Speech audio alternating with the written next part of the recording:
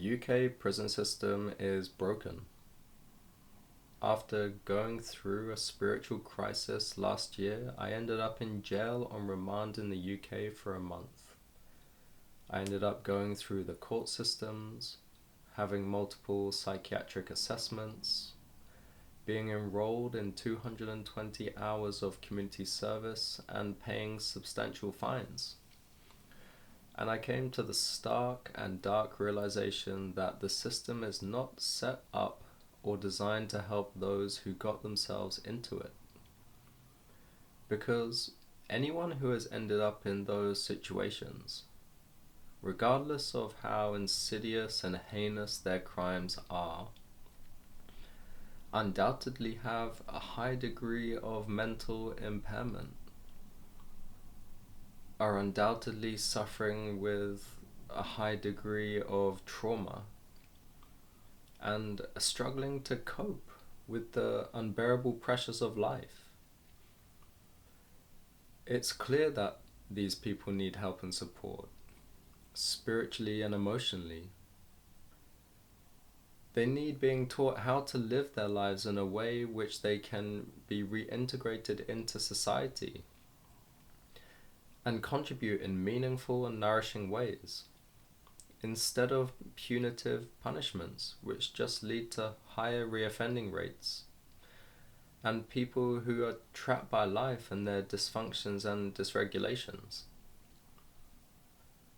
The UK system is primarily punitive, even though rehabilitation is their stated goal. In practice, punishment and public safety tend to dominate. UK has one of the highest imprisonment rates in Western Europe. Many prisons operate over capacity, which, through my first-hand experience, leads to violence, poor living conditions, limited access to education or therapies, and a massive drug problem.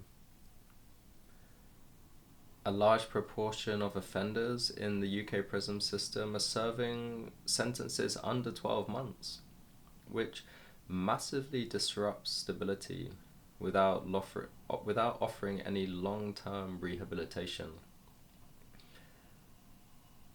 And nearly half of adults reoffend within a year of release. Several prisons are privately run, essentially being a big business, and contractors are paid huge sums of money per year per inmate, highlighting a clear grey area about profit motives versus welfare and rehabilitation. Community service? Well, I've made a video on that before, which you'll be able to find, and it's a big time-wasting exercise. It's inefficient and costly and wasteful. Most of the supervisors just get away with doing the absolute bare minimum, and the managers are cutthroat and they tar everyone with the same brush, and they don't make considerations or support people making efforts in their own way to rehabilitate. For example, every summer we have one Buddhist Rinpoche who comes to stay with us for a couple of months with his students, and he travels around the UK on a tour, giving teachings and blessings and things like that. And I got into a lot of trouble this summer because I decided I needed to be with him. I needed to be traveling with him, taking guidance from him and serving him. But the community service managers took a hardline approach, and they said, we can't authorize this, and if you go ahead and do this, then you're going to be in trouble and in breach. And they came down very hard on me. In essence, the UK system struggles to balance deterrence and rehabilitation, often leaning toward containment rather than reform. And it's important to mention systems from Scandinavian countries like Denmark, Norway, Sweden, Because this system, as opposed to the UK system, is based on the idea to reintegrate people into society as responsible citizens. For example, they've moved away from long sentences and incarceration for non-violent crimes. They pioneer facilities designed to mimic normal life, where inmates can cook their own food, work, and attend education or therapy regularly. The cells are private and comfortable. They have TVs, private bathrooms, and access to nature. Prison officers there receive 2 years of training, focusing on things like psychology, ethics, conflict resolution, and staff-prisoner relationships are built on trust and dialogue. And people may say, well, these people have done bad things, they shouldn't deserve this kind of treatment. But the evidence speaks for itself, because reoffending rates in those Scandinavian countries are less than half of that in the UK. And they see prisoners as future neighbours, not permanent outcasts. The system assumes people can change if they're given the tools and respects to do so. And it focuses on maintaining social connections, education, and employment.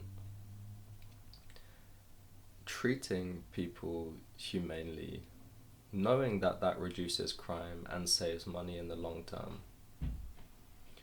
Instead of having a system in the UK which kind of fails to break the cycles of offending and reoffending. And it's clear that copying that Scandinavian model wouldn't automatically work in the UK. There's too many cultural attitudes, political climates, resource allocation, things which would require major reform. And yet these kind of conversations and this kind of awareness is important. And big changes happen from small things. Think of the butterfly effect and how that can move around the world and create hurricanes and massive storms. And so before all of those big things happen, and in the beat of one butterfly wing, there's a lot we can integrate into our day-to-day lives, which can, thought by thought, word by word, action by action, begin to change and alchemize the fabrics of our being, knowing that that will alchemize the fabric of our family, knowing that that will alchemize the fabric of our society, and so on and so forth into the wider world, in which we're so inextricably connected.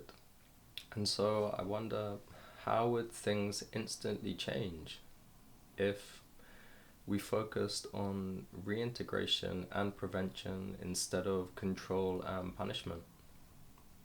If we took time to educate ourselves on things like pain and trauma and environment and karmic cycles to understand why people do the things that they do.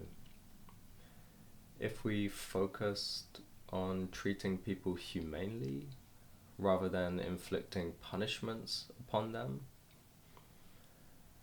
how much more willing would people in our lives be with adjusting their behaviors if we treated them in this way?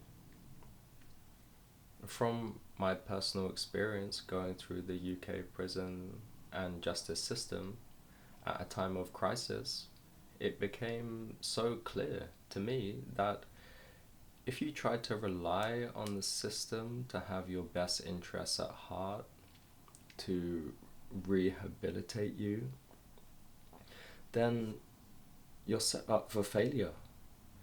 And of course you'll meet those few diamonds, those few people that really are doing their ultimate best putting their everything into their work and their jobs. Those people do exist, but they are like a needle in a haystack. And if you don't have the benediction to cross their path, then you're set up for failure.